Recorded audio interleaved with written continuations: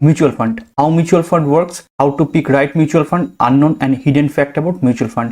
কেমন করে mutual fund কাজ করে এবং কেমন করে আমরা সঠিক মিউচুয়াল ফান্ড সিলেক্ট করব এবং মিউচুয়াল ফান্ড সম্পর্কে কিছু আননোন এবং লুকোনো তথ্য। মিউচুয়াল ফান্ডে ইনভেস্টমেন্ট করার জন্য আমাদেরকে কি করতে হবে এবং মিউচুয়াল ফান্ডে ইনভেস্ট করে কেমন করে আমরা কম্পাউন্ড অ্যানুয়াল রিটার্ন পাবো সেটি নিয়ে আজকে ভিডিওতে ডিসকাশন করব। Hello everyone, welcome to affluence info.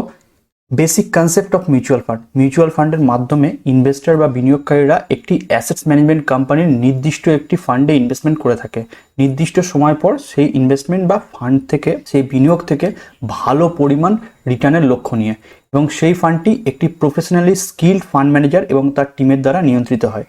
Asset management কোম্পানিটি ফান্ডের মাধ্যমে অনেকগুলি ইনভেস্টরদের কাছ থেকে কম বেশি পরিমাণ ইনভেস্টমেন্ট সংগ্রহ করে থাকে এবং সেটিকে তারা শেয়ার মার্কেটে অথবা ডেব্টে বা বন্ডে বা বিভিন্ন ক্ষেত্রে বিনিয়োগ করে থাকে। এক্ষেত্রে ইনভেস্টরদেরকে কোথায় কি বিনিয়োগ করতে হবে সেই দায়িত্ব তাদের থাকে না, সেটি সেই এএমসির ফান্ড ম্যানেজারের থাকে। ইনভেস্টররা খালি তার বিনিয়োগের মাধ্যমটি চয়েস করতে পারেন যে তারা শেয়ার মার্কেটে বা ইকুইটি মার্কেটে ইনভেস্ট করবেন, না ডেব্টে বা বন্ডে ইনভেস্টমেন্ট করবে, এটসেট্রা। আমাদের দেশে প্রথম মিউচুয়াল ফান্ডের শুরু হয়েছিল 1963 সালে ইউটিআই, ইউনিট ট্রাস্ট অফ ইন্ডিয়ার মাধ্যমে। 1987 সালে ইউটিআই একমাত্র মিউচুয়াল ফান্ডে ইনভেস্টমেন্ট করার অপশন ছিল। 1987 পরে এসবিআই এবং অন্যান্য কিছু ব্যাংকিং প্রতিষ্ঠানরা মিউচুয়াল ফান্ডে ইনভেস্টমেন্ট করার সুযোগ ইনভেস্টরদেরকে দিয়ে থাকে। মিউচুয়াল ফান্ডে প্রত্যেককে বিনিয়োগ করা উচিত, কারণ যারা মনে করেন যে শেয়ার মার্কেটে শুধু বিনিয়োগ করছেন তাদের মিউচুয়াল ফান্ডে বিনিয়োগ না করলেও চলবে, কিন্তু ব্যাপারটা একেবারেই তা না। বেশিরভাগ ক্ষেত্রে সাধারণ রিটেল ইনভেস্টরদের লং টার্মের যদি পোর্টফোলিওকে ক্যালকুলেট করা যায় এবং সেটিকে যদি মিউচুয়াল ফান্ডের রিটার্নের সঙ্গে কম্পেয়ার করা যায়, তো বেশিরভাগ ক্ষেত্রেই তাদের স্টক মার্কেটে ইনভেস্টমেন্টের লং টার্মের যে পোর্টফোলিও থেকে যে কম্পাউন্ড অ্যানুয়াল গ্রোথ যে আছে, সেটি মিউচুয়াল ফান্ডের কম্পাউন্ড অ্যানুয়াল গ্রোথকে বিট করতে পারে না। তো মিউচুয়াল ফান্ডে সহজ কয়েকটি নিয়মাবলী এবং সহজ কয়েকটি সিদ্ধান্তকে মেনে চললে ইজিলি ভাবে সঠিক মিউচুয়াল ফান্ডকে সিলেক্ট করে সেখানে বিনিয়োগ করা যেতে পারে। Ways to invest in mutual fund. সাধারণভাবে দু রকম পদ্ধতি আছে মিউচুয়াল ফান্ডে ইনভেস্ট করার। এক নম্বরটি হচ্ছে SIP, systematic investment plan. Mutual ফান্ডের ক্ষেত্রে কি হয়, ইনভেস্টররা একটি নির্দিষ্ট পরিমাণ এনএভি মানে নেট অ্যাসেটস ভ্যালুয়েশনের মধ্যে ইনভেস্টমেন্ট করেন। এসআইপির ক্ষেত্রে একটি সময়ের অন্তরালে একটি নির্দিষ্ট পরিমাণ এনএভিতে ইনভেস্টমেন্ট করা যেতে পারে, এরকম সেটি প্রত্যেক মাসে হতে পারে বা প্রত্যেক কোয়ার্টারে হতে পারে। এটিতে সুবিধা হচ্ছে, বিশেষ করে ইকুইটি মার্কেটে যে সমস্ত মিউচুয়াল ফান্ডগুলিতে ইনভেস্টমেন্ট করা হয় সেগুলোতে একটু সুবিধা পাওয়া যায়। আমরা এটাতে একটি অ্যাভারেজে ইনভেস্টমেন্ট করতে পারি এনএভিতে। স্টক মার্কেট যখন খুব উঁচুতে আসে তখন আমরা একটু বেশি মূল্যে এনএভিতে ইনভেস্টমেন্ট করছি, এবং স্টক মার্কেট যখন নিচে থাকে তখন আমরা কম মূল্যে এনএভিতে ইনভেস্টমেন্ট করি। লং টার্ম অফ পিরিয়ডে এটি একটি অ্যাভারেজে ইনভেস্টমেন্ট দাঁড়িয়ে যায় এবং একটি খুব ভালো ওয়েলথ জেনারেট করা সম্ভব হয় এসআইপির মাধ্যমে। নেক্সট হচ্ছে লামসাম। লামসাম মানে একসাথে অনেকগুলি এনএভিতে ইনভেস্টমেন্ট করা। লামসামের ক্ষেত্রে কিছু লাভ আছে এবং কিছু লসও আছে। বিশেষ করে ইকুইটিতে যে সকল ইনভেস্টররা ইনভেস্টমেন্ট করতে চান লামসামের মাধ্যমে, স্টক মার্কেট যখন খুব বেশি উচ্চতায় থাকে তখন লামসাম করলে শর্ট টার্ম অফ পিরিয়ডে খুব একটা ভালো রিটার্ন পাওয়া যায় না, কিন্তু স্টক মার্কেট যখন খুব নিচের দিকে ট্রেড করে তখন যদি লামসাম স্টক মার্কেটের মিউচুয়াল ফান্ডগুলিতে ইনভেস্টমেন্ট করা যায় তাহলে একটি শর্ট টার্মের মধ্যে একটি ভালো ওয়েলথ জেনারেট করা যেতে পারে। কিন্তু লামসামকে সবসময় লং টার্মের জন্যই ধরা উচিত, এবং শুধু লামসাম কেন, মিউচুয়াল ফান্ডে যত লং টার্ম অবধি ইনভেস্টমেন্ট করা যেতে পারে তত একটি ভালো রিটার্ন পাওয়ার সম্ভাবনা থেকে যায়। Type of mutual fund. Mutual ফান্ডে অনেকগুলি টাইপ আছে। মিউচুয়াল ফান্ডের প্রধানত 3 রকম টাইপ হয়: ইকুইটি, ডেব্ট এবং হাইব্রিড মিউচুয়াল ফান্ড। ইকুইটি মানে প্রধানত যে সমস্ত মিউচুয়াল ফান্ডগুলির ইকুইটি মার্কেট মানে স্টক মার্কেটের উপর ফোকাস থাকে। এর মধ্যে অনেক রকমের মিউচুয়াল ফান্ড রয়েছে। লার্জ ক্যাপ মানে যেগুলো স্টক মার্কেটে বড় মার্কেট ক্যাপিটালাইজেশন নিয়ে যেগুলো কোম্পানি ট্রেড করে সেগুলোর উপরেই এই সমস্ত ফান্ডগুলির ইনভেস্টমেন্টের ফোকাস থাকে। তার থেকে তুলনামূলক ছোট যেগুলো মিড ক্যাপ কোম্পানি সেগুলোর মিউচুয়াল ফান্ডে মিড ক্যাপ কোম্পানির উপর বেশি ফোকাস থাকে, এবং যেগুলো হচ্ছে স্মল ক্যাপ কোম্পানি সেগুলোর উপর যে সমস্ত মিউচুয়াল ফান্ডগুলি ইনভেস্টমেন্ট করে তাদেরকে স্মল ক্যাপ বলি, এবং প্রত্যেকটির কম্বিনেশন হচ্ছে মাল্টি ক্যাপ। আরেকটি হচ্ছে ইন্ডেক্স ফান্ড। ইন্ডেক্স ফান্ড হচ্ছে ইকুইটি মার্কেট বা স্টক মার্কেটের যেগুলো ইন্ডেক্স হয়, মানে নিফটি বলি বা নিফটি 50, নিফটি মিড ক্যাপ বা নিফটি স্মল ক্যাপ, যেরকম ইন্ডেক্সে ইনভেস্টাররা ইনভেস্টমেন্ট করবে সেই ফান্ডটি সেই রকম ইন্ডেক্সকে মিমিক করবে। ধরি এরকম কোনো ইন্ডেক্স ফান্ডে ইনভেস্ট করা হলো যেখানে নিফটি 50কে মিমিক করছে, মানে নিফটি 50 যেরকম পারফর্ম করবে ফান্ডটিও সেই রকম পারফর্ম করবে। ইন্ডেক্স ফান্ডের এক্সপেন্সেস রেশিও কম এবং অনেক ক্ষেত্রে দেখা যায় বেশ কয়েকটি অ্যাক্টিভ ফান্ডের থেকে ইন্ডেক্স ফান্ডের লং টার্ম অফ পিরিয়ডে রিটার্নটা বেশি পাওয়া যেতে পারে। ELSS এটি হলো ইকুইটি লিঙ্ক সেভিং স্কিম, প্রধানত ইকুইটি মার্কেটের সঙ্গে লিঙ্ক করে যে সমস্ত মিউচুয়াল ফান্ডে ইনভেস্টমেন্ট করা হয় তাকে ELS বলা হয়। এটির ক্ষেত্রে কি এই মিউচুয়াল ফান্ডের ক্ষেত্রে ট্যাক্স বেনিফিট পাওয়া যায় 80C এর, এবং এটি 3 বছরের লকিং পিরিয়ড থাকে। নেক্সট হচ্ছে ইন্টারন্যাশনাল ফান্ড। ইন্টারন্যাশনাল ফান্ড হচ্ছে ইন্ডিয়ার বাইরে যে সমস্ত স্টক মার্কেট আছে সেগুলোতে ইনভেস্টমেন্ট করা যায়, যেরকম ডাউন জোন্স বা নাসডাকে ইনভেস্টমেন্ট করা যেতে পারে ইন্টারন্যাশনাল ফান্ডের মাধ্যমে। ডেপ্ট ফান্ড কাকে বলবো? ডেপ্ট ফান্ড বলবো প্রধানত যেগুলো ডেপ্টের উপর ইনভেস্টমেন্ট করে যে সমস্ত ফান্ডগুলি। কম্পারেটিভলি ডেপ্ট ফান্ডে রিস্ক কম কিন্তু ইকুইটির চাইতে রিওয়ার্ডও কম। ডেপ্ট ফান্ডগুলি সাধারণত গভর্নমেন্ট বন্ড, পাবলিক বন্ড এবং কর্পোরেট বন্ড, স্টেট গভর্নমেন্টের বন্ড, সেন্ট্রাল গভর্নমেন্টের বন্ড, এই রকম বন্ডগুলিতে ইনভেস্টমেন্ট করে ফান্ডটিকে ম্যানেজ করে। ডেপ্ট ফান্ডের মধ্যে লিকুইড ফান্ড রয়েছে, ওভারনাইট ফান্ড রয়েছে, মানি মার্কেট ফান্ড রয়েছে, ব্যাংকিং অ্যান্ড পিএসইউ ফান্ড রয়েছে, গ্লিড ফান্ড রয়েছে, শর্ট ডিউরেশন ফান্ড রয়েছে। এগুলোর মধ্যে অনেকগুলি ফান্ডে ট্যাক্স বেনিফিট পাওয়া সম্ভব। নেক্সট হচ্ছে hybrid mutual fund. Hybrid mutual fund হচ্ছে ইকুইটি এবং ডেপ্ট মিউচুয়াল ফান্ডের combination. Balance hybrid fund, aggressive hybrid fund, conservative hybrid fund এবং ব্যালেন্স অ্যাডভান্টেজ ফান্ড। হাইব্রিড ফান্ডগুলি সাধারণত এক্সপেন্সেস রেশিও ইকুইটি এবং ডেপ্টের চাইতে বেশি। তাই জন্য ব্যক্তিগতভাবে আমি ইকুইটি বা ডেপ্টে যদি ইনভেস্টমেন্ট করি তাহলে হাইব্রিড ফান্ডে আমার ইনভেস্টমেন্ট করার দরকার পড়ে না, কারণ সেখানে আমার অলরেডি ডাইভার্সিফাই হয়ে যায় এবং এক্সপেন্সেসটা বেঁচে যায়।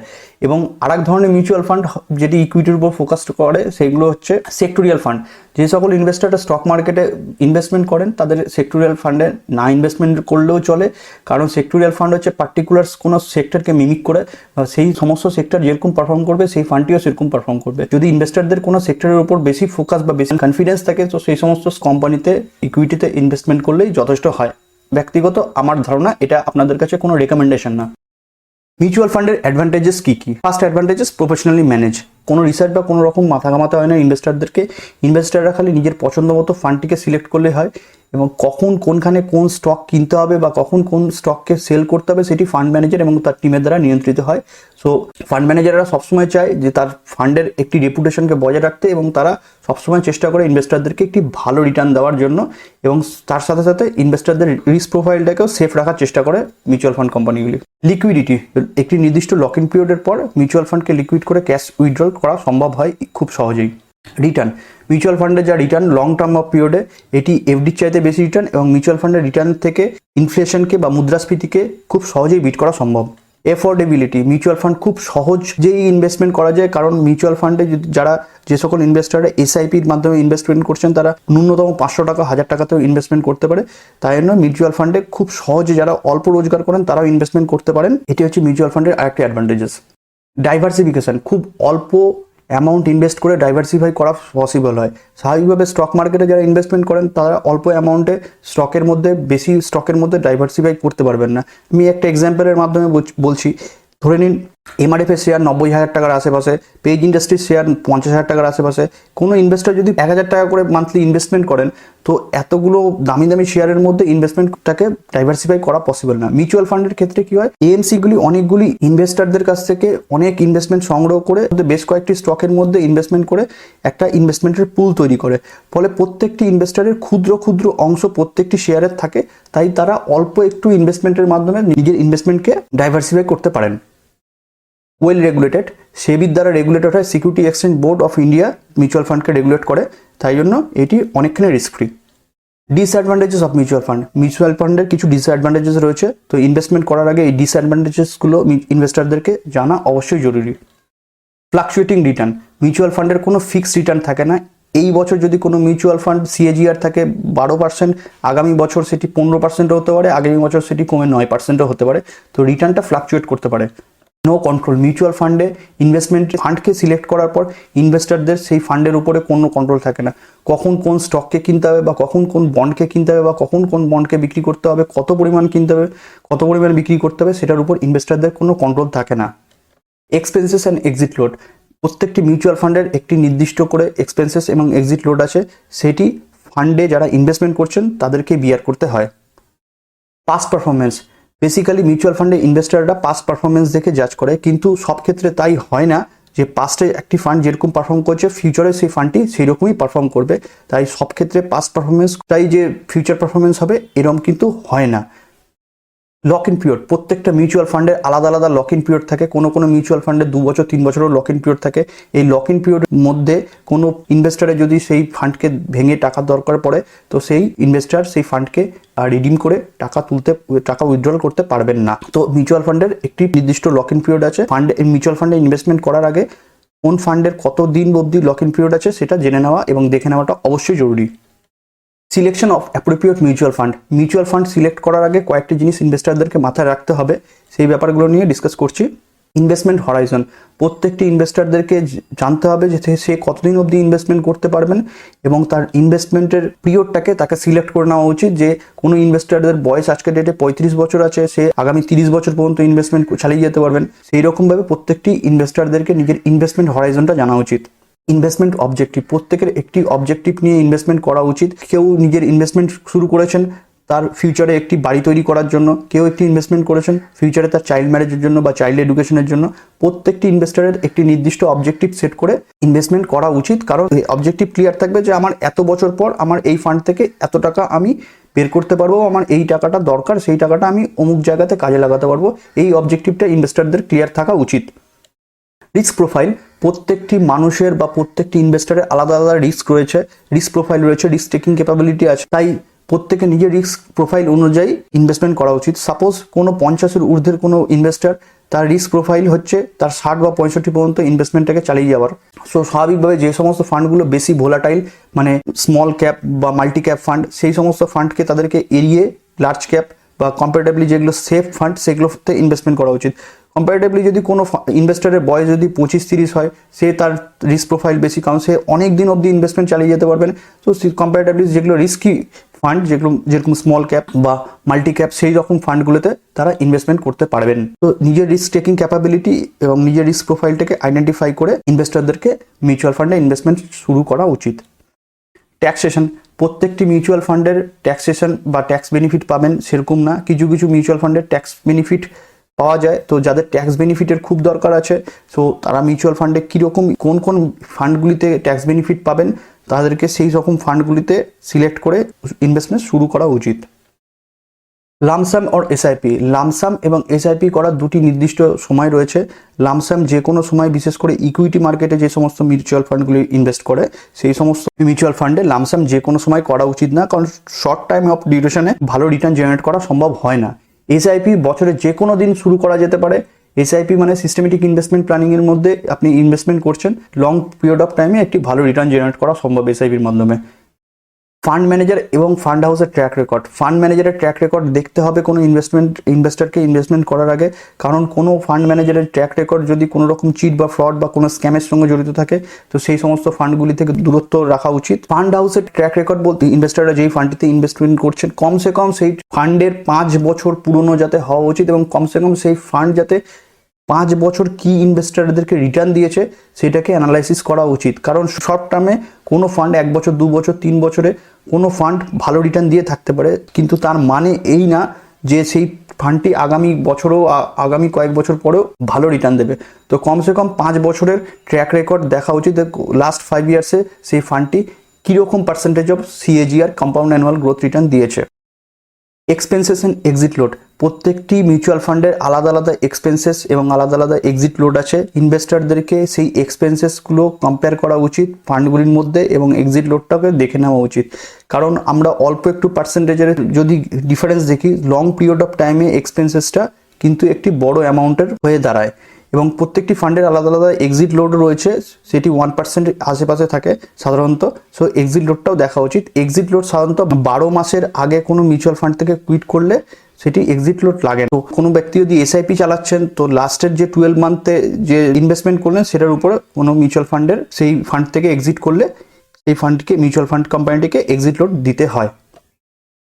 কিছু হিডেন ফ্যাক্ট মিউচুয়াল ফান্ডের, যেটা অনেক কমন ইনভেস্টাররা ইনভেস্ট করার আগে এই ব্যাপারগুলি এড়িয়ে চলে যান। তার মধ্যে সবথেকে ইম্পর্টেন্ট ডাইরেক্ট ভার্সেস রেগুলার প্ল্যানিংয়ের ডিফারেন্স। ডাইরেক্ট ভার্সেস রেগুলার প্ল্যানিংটা কি? ডাইরেক্ট প্ল্যানিং যখন কোনো ইনভেস্টাররা ডাইরেক্টলি মিউচুয়াল ফান্ডে ইনভেস্টমেন্ট করেন। রেগুলার প্ল্যানিং হচ্ছে কি যখন কোনো ইনভেস্টাররা ব্যাংক বা কোনো এজেন্ট বা ব্রোকারের থ্রুতে ইনভেস্টমেন্ট করেন। ডাইরেক্ট প্ল্যানিংয়ের জন্য কোনো ইনভেস্টাররা সেই মিউচুয়াল ফান্ডের কোম্পানির অফিসে গিয়ে সেখানে কথা বলে ডাইরেক্ট প্ল্যানিংয়ের জন্য কোয়ারি করে ইনভেস্টমেন্ট শুরু করতে পারেন। রেগুলারের ক্ষেত্রে কি হয়, আমরা বেশিরভাগ মিউচুয়াল ফান্ডে আমরা রেগুলারেই শুরু করে দিই। তার কারণ হচ্ছে ব্রোকার বা এজেন্ট আমাদের বিভিন্ন রকম মিউচুয়াল ফান্ডের স্কিমের ব্যাপারে বোঝায় এবং আমরা ইনফ্লুয়েন্সড হয়ে সেখানে ইনভেস্টমেন্ট করি। কিন্তু বড় ডিফারেন্সটা হচ্ছে সার্টেন পার্সেন্টেজে কি হয়, লং পিরিয়ড অফ টাইমে সেটি একটি হিউজ গ্যাপ দাঁড়ায় ডাইরেক্টের সঙ্গে রেগুলারের। সো ইনভেস্টারদেরকে নিজেকে ফান্ডকে অ্যানালাইসিস করে রেগুলার প্ল্যানের থেকে ডাইরেক্ট প্ল্যানে ইনভেস্টমেন্ট করা উচিত। ডাইরেক্ট প্ল্যানের জন্য জিরোদাকে ইউজ করা যেতে পারে। জিরোদাতে ডিম্যাট এবং ট্রেডিং অ্যাকাউন্ট করে জিরোদা কয়েন অ্যাপ থেকে ডাইরেক্ট মিউচুয়াল ফান্ডে ইনভেস্টমেন্ট করা সম্ভব। জিরোদার লিঙ্ক ডিসক্রিপশনে দেওয়া রয়েছে। রেগুলার প্ল্যানের ক্ষেত্রে কি হয়, আমাদের পরিচিত এজেন্ট বা ব্রোকার বা পরিচিত ব্যাংক থেকে মিউচুয়াল ফান্ডের বিভিন্ন রকম স্কিম সম্পর্কে বোঝানো হয় এবং আমরা ইনফ্লুয়েন্স হয়ে সেই সমস্ত মিউচুয়াল ফান্ডে ইনভেস্টমেন্ট করে দিই। এবং ডাইরেক্ট প্ল্যানের ক্ষেত্রে কি হয়, ইনভেস্টাররা বেশি ফান্ড থেকে অব্যাহত থাকে না। তো ইনভেস্টারদের ডাইরেক্ট প্ল্যানে ইনভেস্টিং করার আগে কিছু ওয়েবসাইট রয়েছে যেরকম টিকারটেপ.com বা মানি কন্ট্রোল, সেই সমস্ত ওয়েবসাইটে গিয়ে ডাইরেক্ট মিউচুয়াল ফান্ডগুলিকে অ্যানালাইসিস করা সম্ভব। মিউচুয়াল ফান্ডের রিস্ক এবং রিওয়ার্ড বা মিউচুয়াল ফান্ডের অ্যানুয়াল রিটার্ন এইরকম ট্র্যাক রেকর্ডগুলিকে দেখে ইনভেস্টমেন্ট করা পসিবল। NFO promotion. এনএফও কি, new fund offer promotion. Share মার্কেটে যখন কোনো শেয়ার লিস্টিং হয় তার আগে আইপিওর মাধ্যমে যেরকম শেয়ার মার্কেটে শেয়ার লিস্টিং হয়, মিউচুয়াল ফান্ডের কি নিউ ফান্ড অফারের মাধ্যমে কোনো মিউচুয়াল ফান্ড বাজারে আসে। সো এনএফএ প্রমোশনকে দেখে ইনফ্লুয়েন্সড হয়ে মিউচুয়াল ফান্ডে ইনভেস্টমেন্ট করা সবসময় উচিত না। কোনো ফান্ডের নতুন আসলে সেই ফান্ডগুলিকে বিভিন্ন রকমভাবে প্রমোট করা হয়। সেই ফান্ডের ডিস্ট্রিবিউটাররা মিউচুয়াল ফান্ডের ইনভেস্টারদেরকে খুব ভালো মতো রকমভাবে সেই ফান্ডের অ্যাডভান্টেজেস গুলো বোঝানোর চেষ্টা করে। কিন্তু একটি মিউচুয়াল ফান্ডে ইনভেস্টমেন্ট সবসময় করা উচিত তার পাস্টের 5 বছরের ট্র্যাক রেকর্ড দেখে। কারণ নতুন কোনো ফান্ড যে সবসময় ভালো পারফরমেন্স করবে বা আগামী দিনে খুব ভালো পারফরমেন্স করবে তার কোনো কিন্তু গ্যারেন্টি নেই। কিন্তু অ্যাটলিস্ট যে সমস্ত ফান্ডগুলি বিগত 5 বছর মিনিমাম ভালো পারফর্ম করেছে, প্রবাবিলিটি বেশি যে সেই সমস্ত ফান্ডগুলি ফিউচারে ভালো পারফর্ম করবে এবং ইনভেস্টারদেরকে ভালো রিটার্ন দেবে। এক্সপেন্সেস, প্রত্যেকটি মিউচুয়াল ফান্ডে ইনভেস্টমেন্ট করার আগে এক্সপেন্সেসগুলোকে ক্যালকুলেট করে নেওয়াটা অবশ্যই জরুরি। এক্সপেন্সেসগুলোকে কম্পেয়ার করে নেওয়াটা অবশ্যই জরুরি, কারণ খুব কম একটি ডিফারেন্স হতে পারে একটি ফান্ডের সঙ্গে আরেকটি ফান্ডের, কিন্তু লং পিরিয়ড অফ টাইমে সেটি একটি মোটা অ্যামাউন্টের ডিফারেন্স হয়ে দাঁড়ায়। তো মিউচুয়াল ফান্ডে এতটুকুই বলার আছে যে লং টার্মে যদি মিউচুয়াল ফান্ডে যদি অনেক দিন সময় ধরে ইনভেস্টমেন্ট করা যেতে পারে তাহলে প্রচুর ওয়েলথ জেনারেট করা সম্ভব। আমি একটা সিম্পল এক্সাম্পলের মাধ্যমে বোঝানোর চেষ্টা করছি। যদি 2500 টাকা যদি মান্থলি এসআইপি কেউ করে এবং 30 বছর ধরে সে যদি এসআইপিটি চালিয়ে যায় এবং তার 13% যদি সে average CAGR compound annual growth return যদি সেই ফান্ডটি তাকে দিয়ে থাকে, 2500 টাকা করে 30 বছর এসআইপি করলে সেই 2500 টাকা থেকে 1,10,00,000 টাকার অ্যাসেটসে রূপান্তরিত হবে। তো মিউচুয়াল ফান্ডে ইনভেস্টমেন্ট করার আগে মিউচুয়াল ফান্ডের বেসিক কিছু ব্যাপারগুলিকে জেনে ইনভেস্টমেন্ট করাটা উচিত এবং কম্পাউন্ড ইন্টারেস্টে বড় ওয়েলথ তৈরি করার উত্তম মাধ্যম হলো মিউচুয়াল ফান্ড।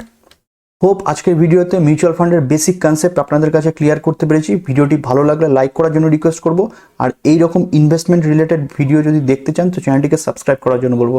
দেখা হবে নেক্সট ভিডিওতে, ততক্ষণের জন্য সাইনিং অফ। Thank you.